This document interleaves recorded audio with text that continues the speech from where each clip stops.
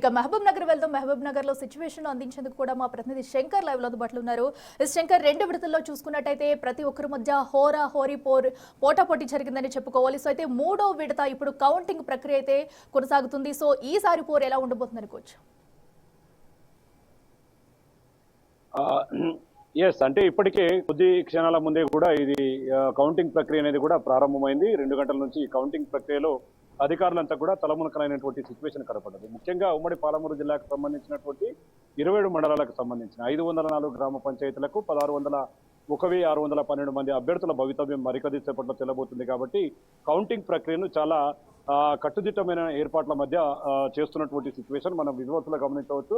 పోలీసులు చాలా జాగ్రత్తగా పరిశీలిస్తున్నారు. ఎవరిని కూడా కౌంటింగ్ కేంద్రాల లోపలికి అనుమతించకూడదు. లోపల ఉన్నవారు ఎవరైతే ఉన్నారో మనము బయట నుంచే చూడొచ్చు. వారిని కూడా లోపల ఎవరైతే అభ్యర్థులకు సంబంధించినటువంటి అంటే వారికి సంబంధించిన వారిని మాత్రమే లోపల పెట్టారు. మిగతా వారిని అందరినీ కూడా బయటికి పంపించి వేసి కౌంటింగ్ ప్రక్రియను చాలా ప్రశాంతమైనటువంటి వాతావరణంలో కొనసాగిస్తున్నారు. ముందుగా వార్డుల వైజ్ గా లెక్కింపు ప్రక్రియ కొనసాగబోతుంది. ఆ తర్వాత సర్పంచ్ ఓట్ల లెక్కింపు ప్రక్రియ ఉంటుంది. అంటే దాదాపు గ్రామ పంచాయతీలు, మేజర్ గ్రామ పంచాయతీలుగా ఉన్న వాటిలో ఎక్కువగా ఓట్ల సంఖ్య ఎక్కువగా ఉంటే దానికి సంబంధించినటువంటి ఫలితాల వచ్చే అవకాశం చాలా లేట్ అవుతుంది.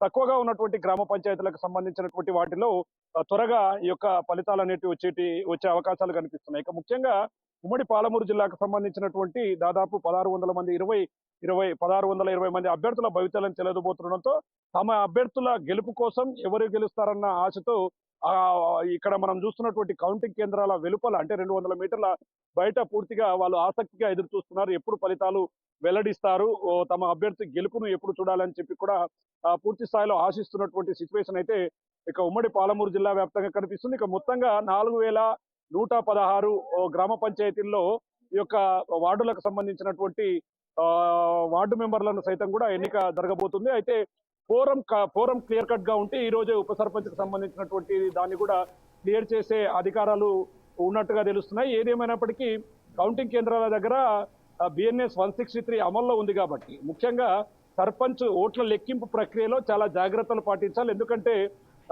మొదటి రెండో విడతలో చాలా చోట్ల 1 ఓటు 2 ఓట్లతో చాలా చోట్ల కూడా కొంత ఘర్షణ వాతావరణంతో పాటు రీకౌంటింగ్ ప్రక్రియను కూడా స్టార్ట్ చేశారు. అలాంటివి జరగకుండా ఉండాలంటే మాత్రం చెల్లని ఓట్లు ఇవన్నీ కూడా చాలా క్లియర్ గా చూస్తూ ముందుకు వెళ్ళాలి.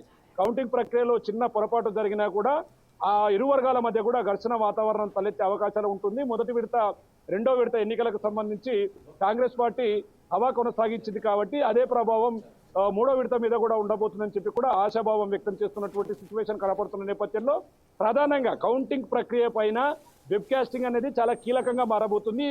ఆయా జిల్లా కలెక్టర్ల ఆఫీసుల్లో వెబ్కాస్టింగ్ ను చాలా క్లియర్ కట్ గా మానిటరింగ్ చేస్తున్నారు. ఎన్నికలకు సంబంధించినటువంటి అధికారులు కావచ్చు, పోలీసులు కావచ్చు, మిగతా వారంతా కూడా ఎక్కడ చిన్న సమస్య వచ్చినా కూడా ఉటావుటిన అక్కడికి చేరుకోవడంతో పాటు ఆ సమస్యను క్లియర్ చేయడం, మొత్తంగా కౌంటింగ్ ప్రక్రియను యథావిధిగా కొనసాగించేలా కూడా ప్లాన్ చేస్తున్నటువంటి పరిస్థితి కనిపిస్తుంది.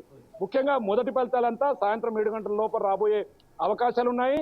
ఆ తర్వాత మేజర్ గ్రామ పంచాయతీల ఫలితాలు మాత్రం దాదాపు రాత్రి 10-10:30 గంటల తర్వాత కూడా వచ్చే అవకాశాలు కనిపిస్తుండడంతో ఇప్పటి వరకు బరిలో ఉన్నటువంటి సర్పంచ్ అభ్యర్థులు కావచ్చు, వారికి పూర్తి స్థాయిలో సపోర్ట్ చేసినటువంటి ఆశాభావాలంతా కూడా ఉత్కంఠతతో ఎదురు చూస్తున్నటువంటి సిచ్యువేషన్ కనపడుతుంది. ఏది ఏమైనప్పటికీ ఉమ్మడి పాలమూరు జిల్లా వ్యాప్తంగా మూడో విడత ఎన్నికలు మాత్రం చాలా ప్రశాంతమైనటువంటి వాతావరణంలో జరిగాయి. నాగర్ కర్నూలు జిల్లా అమరాబాద్ మండలానికి సంబంధించినటువంటి 6 గ్రామాల్లో ఎస్టీకి కేటాయించడం, అక్కడ ఎన్నికలు జరగలేదు. ప్రధానంగా శంకరాయపల్లి జడ్చల్రా నియోజకవర్గానికి సంబంధించి అక్కడ కూడా ఎస్టీ అభ్యర్థి ఎవరు లేకపోవడంతో ఒక నామినేషన్ కూడా అక్కడ దాఖలు కాలేదు. ఇక ముఖ్యంగా చారకొండ మండలంలో తమ గ్రామం ముంపుకు గురి అవుతుంది కాబట్టి ముంపుకు గురి కాకుండా ఉండేలా ప్రాజెక్టు సామర్థ్యాన్ని తగ్గిస్తేనే మేమంతా కూడా పంచాయతీ ఎన్నికలకు తోడ్పడతామని చెప్పి వాళ్ళు ధర్నాకు దిగారు. ఇదంతా చూస్తున్నాం. మొత్తంగా ఉమ్మడి పాలమూరు జిల్లాకు సంబంధించి 7 గ్రామాలకు మినాయిస్తే మిగతా 52 గ్రామ పంచాయతీలు ఏకగ్రీవం కాగా 504 గ్రామ పంచాయతీలకు సంబంధించినటువంటి 1620 మంది అభ్యర్థుల భవితవ్యం మరికొద్ది సేపట్లో చేరబోతుంది. ఎవరు సర్పంచ్ గా గెలిచే అధికారాన్ని దక్కించుకుంటారు, ఎవరు ఓడిపోయి ఇంటికి పరిమితారు అవుతారనేది మాత్రం సర్వత్రా ఆసక్తిని రేకిస్తున్నటువంటి సిచ్యువేషన్ ఉమ్మడి జిల్లాలో కనపడుతుంది. ముఖ్యంగా గెలిచిన తర్వాత డీజేలు కావని, అదే విధంగా సంబరాలకు నో అనుమతి అంటూ కూడా ఇప్పటికే పోలీసులు చెప్పినటువంటి సిచ్యువేషన్ ఇక్కడ కనపడుతుంది. Right Shankar, thank you.